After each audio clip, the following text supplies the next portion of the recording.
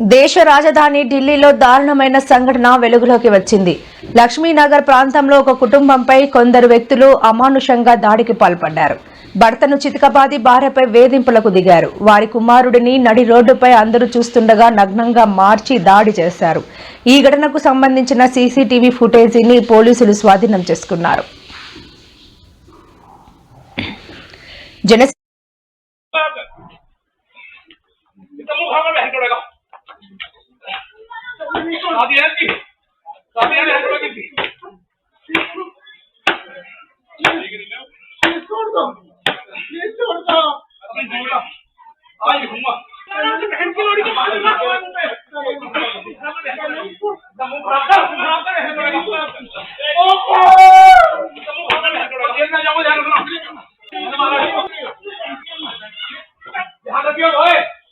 मैं जाऊंगा